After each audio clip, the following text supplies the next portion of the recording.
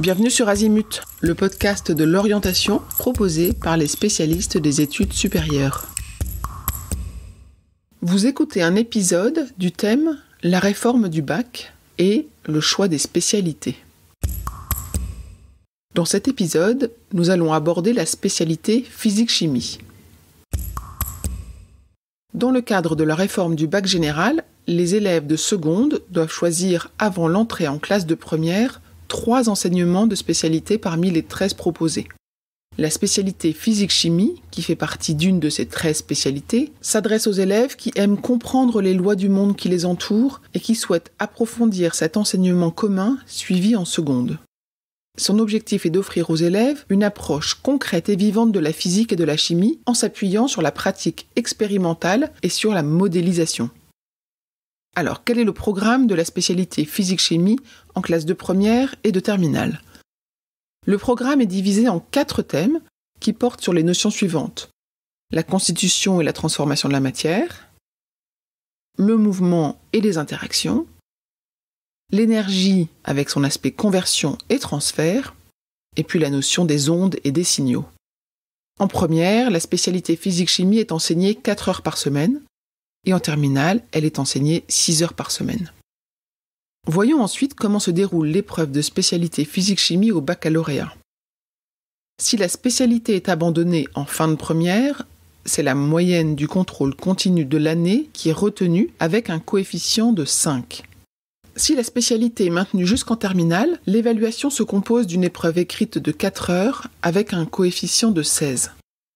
Avec cette spécialité physique-chimie, voyons quelles sont les poursuites d'études envisageables. La spécialité physique-chimie est fortement recommandée pour rejoindre une filière à dominante scientifique après le bac. Alors par exemple, c'est le cas pour les classes préparatoires scientifiques maths, physique, sciences de l'ingénieur, les MPSI, ou bien les PCSI, c'est-à-dire les physique-chimie, sciences de l'ingénieur.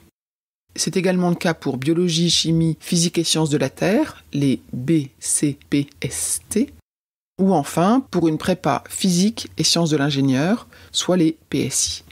C'est également recommandé pour les écoles d'ingénieurs post-bac, comme l'Institut national des sciences appliquées, appelé plus souvent les INSA, ou encore ECE ou ESILV, qui sont des écoles d'ingénieurs généralistes post-bac, ou pourquoi pas l'UTC, qui est l'Université technologique de Compiègne.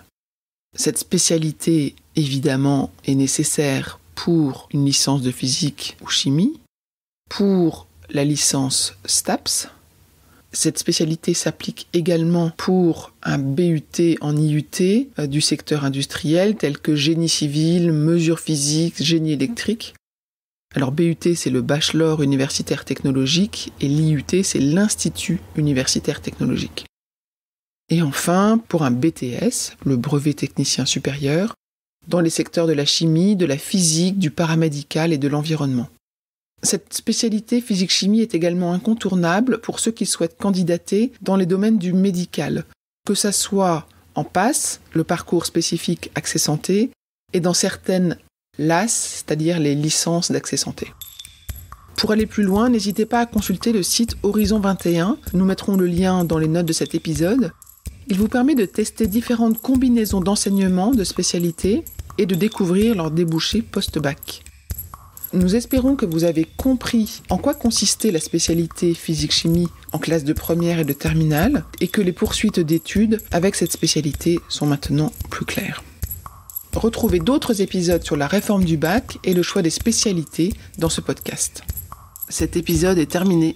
À bientôt sur Azimut.